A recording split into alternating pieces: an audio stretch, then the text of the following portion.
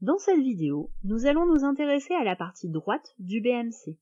Proposition de valeur, segments, relations clients et canaux de distribution.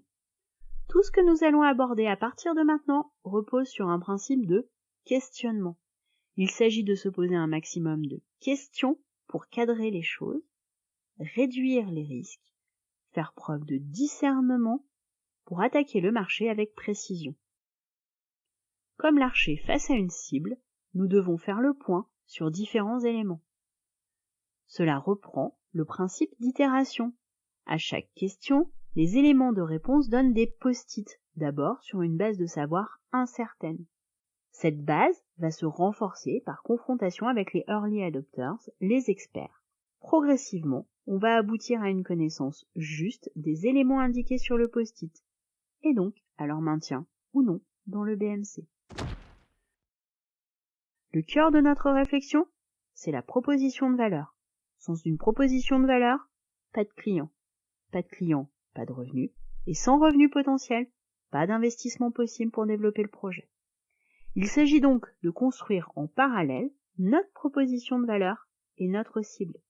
La logique de la partie droite est centrée sur les segments de clients. C'est la compréhension de ces segments qui nous permettra d'affûter la proposition de valeur. Les questions autour des segments clients sont assez simples. Pour qui créons-nous de la valeur? Qui sont les clients les plus importants?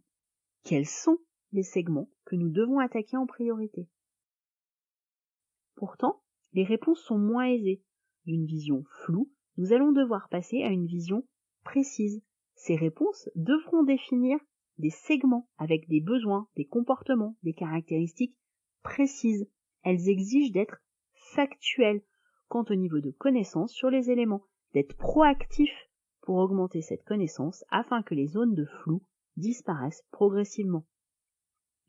Pour apporter des réponses utiles, constructives, il va falloir apprendre à connaître le circuit de décision de chaque segment et ses composants. On découvrira alors le sponsor, celui qui a intérêt à faire avancer le projet, le facilitateur, celui qui est en capacité d'aider le projet, le payeur, celui qui fait le chèque, l'utilisateur, qui va réellement utiliser notre proposition de valeur, et aussi le frein, celui qui a intérêt à ralentir le projet. Ces acteurs ne devront plus avoir de secret pour vous en termes d'attente, de besoins, de souffrance. Il faudra aller au contact et ne pas rester dans un monde idéalisé, définir les actions nécessaires à la réduction des zones de flou pour ainsi réduire les espaces d'incertitude et de risque. Mettre en œuvre ces actions et faire évoluer les post-it, tant par leur poids que par leur couleur. Avec cette augmentation de notre connaissance des segments clients, nous allons en parallèle pouvoir affiner les éléments qui composent la proposition de valeur, qui parfois, au démarrage, peuvent être sommaires. Une nouvelle fois, les questions à se poser sont simples. Quelle valeur ajoutée apportons-nous aux clients? À quels besoins répondons-nous? Quels problèmes contribuons-nous à résoudre?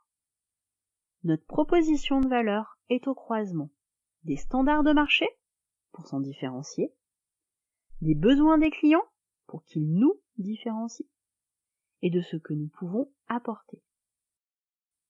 Ce croisement correspond à ce qui est stratégiquement important pour le projet.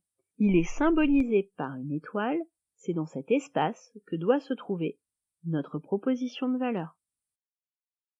En fait, cette proposition de valeur permet d'identifier ce qui va éliminer les peines des clients issus de leurs problèmes et ce qui crée des gains sur la base de leur motivation.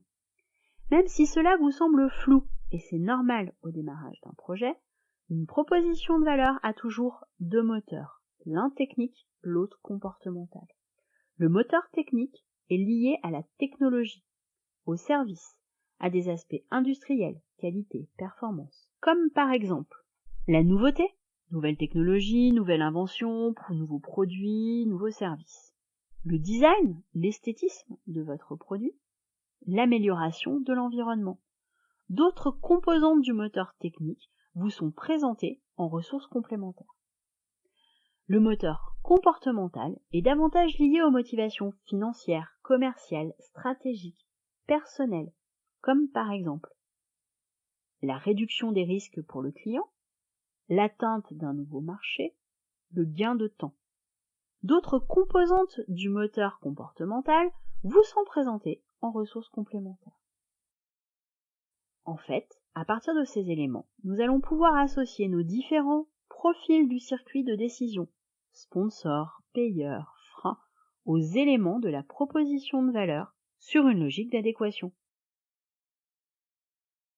En creusant les éléments qui composent notre proposition de valeur et les attentes et besoins, souffrances des différents acteurs, nous parviendrons à quelque chose de précis qui sera notre offre. De cette offre, nous pourrons identifier les flux de revenus, revenue stream.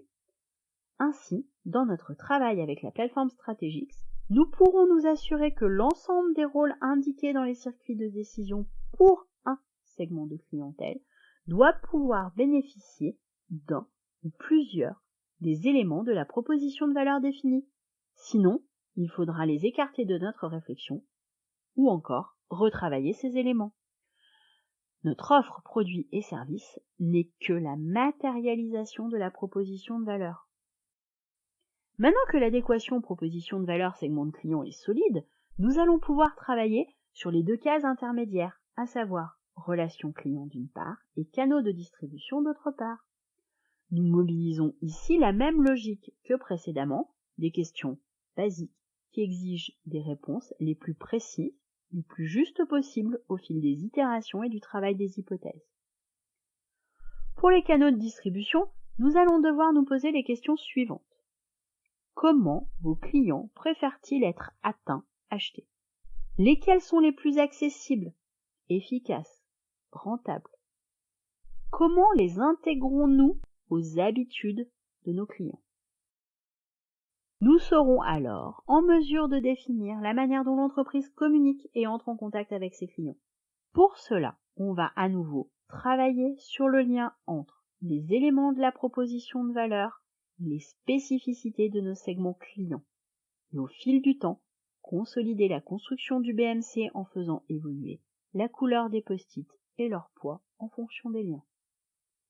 Pour les relations clients, nous allons devoir nous demander quel type de relation chacun de nos clients souhaite-t-il avoir avec notre entreprise? Quel est le coût de cette relation? Comment s'articulent ces relations avec les autres blocs du modèle? Nous serons alors capables de définir les types de relations à établir avec nos clients. Pour cela, on va de nouveau travailler sur le lien entre les éléments de la proposition de valeur et les spécificités de nos segments clients. Ainsi, au fil du temps, consolider la construction du BMC en veillant à maintenir une réelle cohérence entre les différents éléments. N'oubliez pas de mobiliser les outils Links, Dashboard et Action Plan pour vous aider à manager ce processus. Au fil du temps, nous aurons pour notre partie droite des éléments précis, vérifiés, qui sont en cohérence, se renforçant pour avoir une cible précise et une posture de tir juste. Il est temps maintenant d'avoir matière à propulser vers la cible. Il s'agit de construire la partie gauche. Attention, ici nous avons une présentation séquencée. Il est plus que probable que vous travaillerez ces sujets de manière simultanée.